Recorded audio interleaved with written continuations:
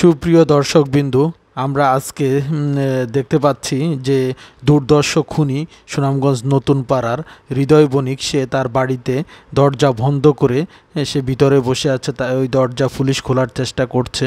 হ্যাঁ, এই পুলিশে দরজা ভেঙে তালা খুলে ভিতরে প্রবেশ করতেছে আমরা দেখতে পাচ্ছি। দেখা যাক হৃদয় বণিককে আমরা দেখতে পাই কিনা।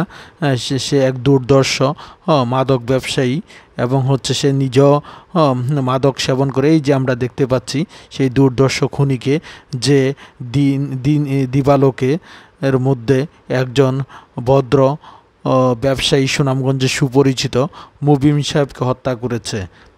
তার বাসার নিকটবর্তী স্থানে, রোডের পাশে, যা হতবাক করেছে সুনামগঞ্জবাসীকে। আমরা একটু বলে রাখি যে ব্যবসায়ী মুবিন সাহেবের মূল বাড়ি সুনামগঞ্জ উত্তর আরপিননগর বরবাড়ি এই এলাকায়।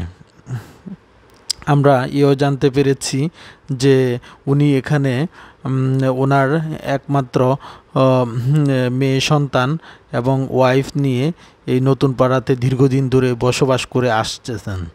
হ্যাঁ, ওনার বড় ভাই রয়েছেন, উনি আমেরিকা প্রবাসী।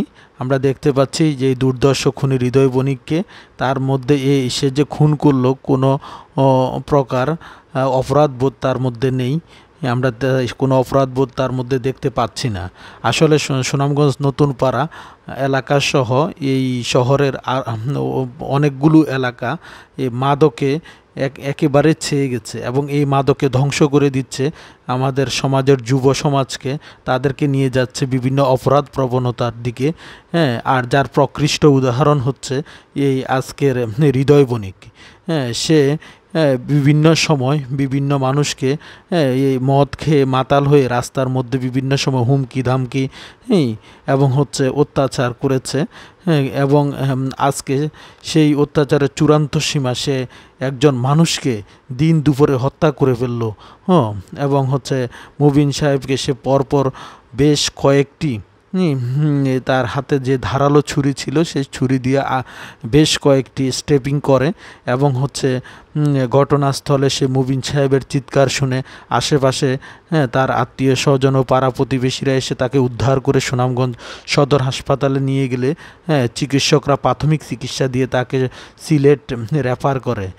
কিন্তু সিলেট হাসপাতাল পৌঁছানোর আগেই মুবিন সাহেব প্রতিমধ্যে মৃত্যুবরণ করে, যা অত্যন্ত দুঃখজনক এবং সুনামগঞ্জবাসীকে শোকাহত করেছে। আমরা দেখতে পাচ্ছি এই দুর্ধর্ষ খুনি মুবিনকে তার ঘর থেকে বের করে বাহির করে আনা হয়েছে। থানা পুলিশ, ওসি এবং পুলিশের সদস্যরা তাকে তাদের পুলিশের গাড়িতে উঠিয়ে থানার দিকে নিয়ে যাবে। এই যে তাকে গাড়িতে উঠানো হচ্ছে। আমরা এই খুনির ফাঁসি, এই খুনির জনগণ এই খুনির সর্বোচ্চ শাস্তি ফাঁসি চায় এবং এই সুনামগঞ্জ